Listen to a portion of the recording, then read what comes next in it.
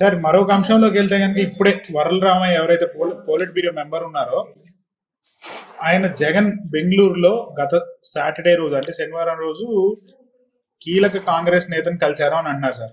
కానీ మనకున్న సమాచారం ప్రకారం జగన్మోహన్ రెడ్డి బెంగళూరు వెళ్ళలేదు. కానీ అన్ని ఎట్లా చూడాలి సార్? ఊరికే గాసిప్స్ లాగా వీళ్ళు కూడా మాట్లాడుతున్నారా నాయకులు కూడా? అంటే నెంబర్ 1 కీలక కాంగ్రెస్ నాయకుడిని ఈ దఫా శనివారం మీరు పోలేదంటున్నారు, పోయినాడో పోవడం నాకు సమాచారం లేదు. ఈ దఫా శనివారం పోయి ఉన్న కర్ణాటకలో ఉన్న కాంగ్రెస్ కీలక నాయకుడిని రాహుల్ మన జగన్మోహన్ రెడ్డి కలిసే అవకాశమే లేదు ఈ వారం. గతంలో నాకు తెలియదు. ఈ వారం ఎందుకు అంటే వాళ్ళు కొట్టుకొని చేస్తున్నారు, నువ్వు ముఖ్యమంత్రి నేను ముఖ్యమంత్రి, ఈయన కలుసుకొని ఏం చేస్తాడు? ఇప్పుడు కాంగ్రెస్ పార్టీ అసమ్మతి వర్గాలతో కొట్టుకుంటున్నారు, విచారణ ఆయన మార్చాలి ఈయన మార్చాలి, వాళ్ళు కొట్టుకుంటున్నారు. కాంగ్రెస్ పార్టీ కొట్టుకుంటూ వాళ్ళు పంచాయతీ పంచుకోవాలి. అమెరికాలో ఉన్నట్టు తెలుస్తుంది సార్. అమెరికాలో ఉన్నాడా ఆస్ట్రేలియాలో ఉన్నాడా సెకండరీ.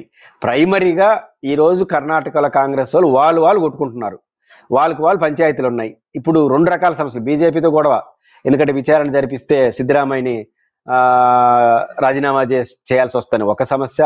ఎలాగో ఆరోపణలు వచ్చినాయి కాబట్టి నన్ను చేయమని ఇంకో ఆయనని, అప్పుడే 4-5 పేర్లు ఖర్గే గారి దగ్గర నుంచి అన్ని కాంగ్రెస్ వాళ్ళు తిప్పలు పడతా ఉంటే ఈ జగన్మోహన్ రెడ్డి గారి కోసం వచ్చుకుంటారా?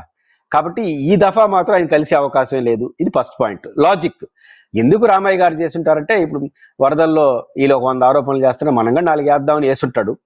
పాయింట్ ఏంటంటే జగన్మోహన్ రెడ్డి గారు ఎందుకు గెలవాలి కాంగ్రెస్ నాయకులను అంటే కాంగ్రెస్ లో చేరడం కోసం గెలవాలి, అంతే కదా. లేకపోతే కాంగ్రెస్ పార్టీతో అవగాహన కోసం గెలవాలి.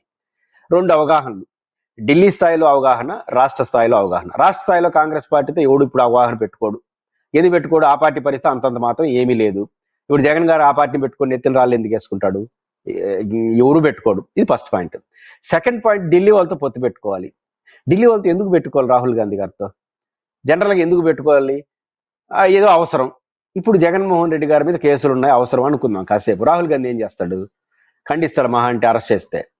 ఇప్పుడు బీజేపీ పవర్ఫుల్గా అధికారంలో ఉన్నప్పుడు రాహుల్ గాంధీతో పొత్తు పెట్టుకోవడం అంటే బీజేపీతో కోరి ఆగ్రహాన్ని తెచ్చుకోవడం కదా.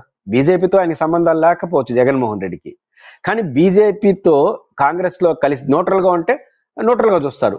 అలా కాకుండా కాంగ్రెస్తో పొత్తు పెట్టుకుంటే కోరి పంతానికి పోవడం బీజేపీతో ఎవడన్నా చేస్తాడు ఆ పని. అంత రిస్క్ తీసుకుంటే ఆయనకు వచ్చే లాభమే ఉంది ఆంధ్రప్రదేశ్లో. కానీ ఢిల్లీలో కాంగ్రెస్ అధికారంలో లేదు, ఆంధ్రప్రదేశ్లో కాంగ్రెస్ పార్టీ వల్ల ఉపయోగపడే పరిస్థితి లేదు.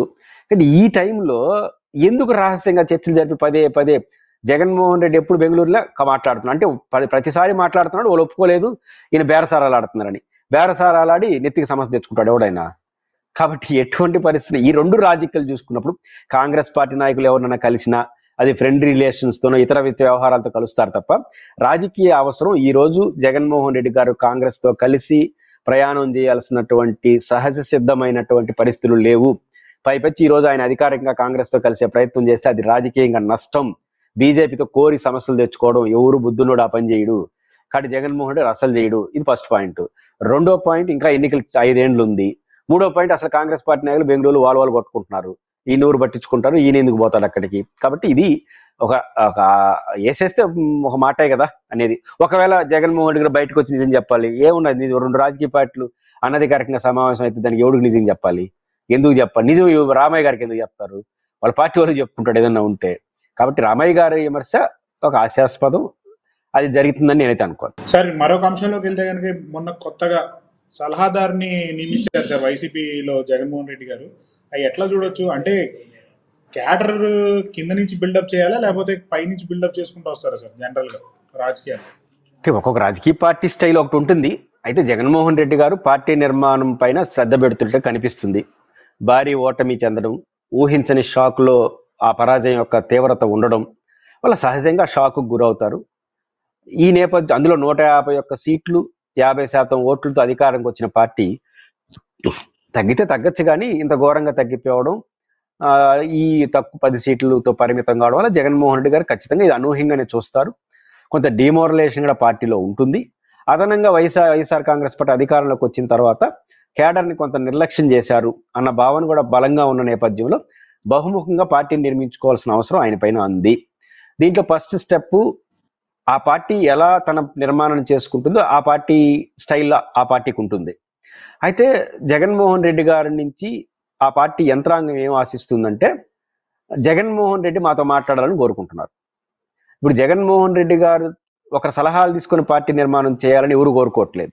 జగన్మోహన్ రెడ్డి గారు వితిన్ ద పార్టీలో ఎందుకు ఓడిపోయిందనో సమీక్ష చేసుకోవడం అవి జరుగుతూ ఉంటాయి. అదనంగా ఒక ఎస్టాబ్లిష్డ్ పర్సనాలిటీ, రాజకీయాల్లో అనుభవం ఉన్న వాళ్ళు ఆ పార్టీలోనే జగనే ఒక పెద్ద అనుభవం. జగన్మోహన్ రెడ్డి 0 నుంచి పార్టీ నిర్మాణం చేసిన వ్యక్తి. తను తన తల్లితోనే బయట వచ్చినాడు. కాబట్టి ఆయనకి ఇప్పుడు మళ్ళీ 0 అయితే కాలేదు కదా, 10 అసెంబ్లీ సీట్లు ఉన్నాయి, 40% ఓట్లు. ఆ రోజు ఎంత ఎవరూ లేరు. తను తన తల్లి కలిసి ఈదుల్లోకి వచ్చినారు, నిలబడ్డారు, విజయం సాధించారు, సుదీర్ఘ రాజకీయ ప్రయాణం చేశారు. జీరోతో రాజకీయాలను ప్రారంభించిన అనుభవం ఉన్న జగన్మోహన్ రెడ్డి గారు 40% ఓటింగ్ అంటే ఒక ఘోర పరాజయంలో కూడా 40% ఓటింగ్, 10 అసెంబ్లీ సీట్లు, 4 ఎంపీ సీట్లు, ముగ్గురు కలిస్తే వచ్చిన ఓట్లు 1,80,00,000 అయితే కేవలం సింగిల్ జగన్కి వచ్చిన ఓట్లు 1,32,00,000. ఈరోజు కూడా Jaganmohan Reddy single person is number 1. అంత బలంతో ఈరోజు ఉన్నాడు ఆయన. సీట్లు అటు ఇటు ఉండొచ్చు. ఈ టైంలో ఆయనకు సలహాదారులు ఎందుకు? కాబట్టి 0తో ప్రారంభమైనప్పుడే సలహాదారులు లేకుండా పార్టీ నిర్మించిన జగన్మోహన్ రెడ్డి గారు ఇంత బలం, ఇంత బలగం, ఇంత వ్యవస్థ, ఇంత యంత్రాంగం, 5 ఏళ్ళు అధికార ప్రతిపక్ష నాయకుడిగా, 5 ఏళ్ళు అధికారంలో అనుభవం ఉన్న ముఖ్యమంత్రిగా ఉన్నటువంటి జగన్మోహన్ రెడ్డి గారికి సలహాదారులతో పార్టీ నిర్మించాల్సినంత అవసరం ఉండదు. మరి వాళ్ళు ఎందుకు నియమించుకున్నారో తెలియదు. కానీ పార్టీని శ్రేణులు ఏం కోరుకుంటారంటే జగన్ మాతో ఉండాలని కోరుకుంటున్నారు. జగన్ ఏం కోరుకుంటున్నారు? జగన్ మాకు కాదు, జగన్ సలహాదారులు కాదు, జగన్ మాతో ఉంటే అదే సలహాదారుడు అనుకుంటున్నారు. కాబట్టి జగన్ సర్వం జగనే అయిన ఈ పార్టీలో జగన్ గారి ద్వారా జరగాలి. ఆ పార్టీ శ్రేణులు మాతో జగన్ ఉండాలని కోరుకుంటున్నారు. దానికి ఒకటి సలహాదారులు అవసరం లేదు. ఆయన వీలైనంత వరకు పార్టీ శ్రేణుల్ని, పార్టీ యంత్రాంగాన్ని కలిస్తే రోగం ఏంటో అర్థమవుతుంది, చికిత్స ఏంటో కూడా చేయగలడు. బహుశా ఇది ఒకటే కాదు కదా, పార్టీని సలహాదారుని పెట్టుకున్న తర్వాత మాత్రం ఈయన ఏం పనిచేయడానికి కాదు కదా, అది కూడా జరుగుతుంది. కాబట్టి సలహాదారుని పెట్టుకోవడం ఇదేంది కొత్తగా ఉందే అనే భావన రావడానికి మాత్రం ఆస్కారం ఇచ్చింది. గతంలో జగన్మోహన్ రెడ్డి గారికి ఎందుకో ఈ సలహాదారులు, ఈ కన్సల్టెంట్ అచ్చి రావట్లేదు. కాబట్టి అచ్చిరాని వాటి జోలికి వెళ్లకుండా తనకు ఎవరైతే తనతో అంటిపెట్టుకొని ఉన్నారో ఆ శ్రేణులతో, ఆ వ్యవస్థతో మాట్లాడితే బాగుంటుంది. జగన్మోహన్ రెడ్డి మాతో ఉండాలి, ఒక చట్టంలో ఇరుక్కుపోయారనే భావన ఏదైతే ఉందో దాన్ని ఛేదించుకొని ఆయన ముందుకు వస్తే ఆ నీటి సమస్య పరిష్కారం అవుతుంది. ఇంకా సంఘాలు, వివిధ సామాజిక తరగతి సంఘాలు వరుసగా కమిటీలు వేస్తున్నారు. ఇవన్నీ వేస్తున్నారంటే పార్టీని రీబిల్డ్ చేసుకుని బట్టి ఇది మంచి సమయం కూడా వైఎస్సీపీకి. ఎందుకంటే అధికారం కోల్పోయి ఇప్పుడు పనేం లేదు, ప్రభుత్వాన్ని పరిపాలించాల్సిన అవసరం లేదు, కొత్తగా అధికారంలో ఉన్నారు కాబట్టి గుర్తు చేయడం తప్ప పెద్ద పెద్ద పోరాటాలు చేయాల్సిన సమయం కూడా కాదు ఇది. కాబట్టి జగన్మోహన్ రెడ్డి గారికి ఈ గ్యాప్ లో బలమైన పార్టీగా నిర్మించుకొని ఎక్కడైతే లోపాలు ఉన్నాయని పార్టీ యంత్రాంగం భావిస్తుందో వాటన్నిటిని కవర్ చేసుకుంటే ఖచ్చితంగా మంచి భవిష్యత్తు ఉంటుంది.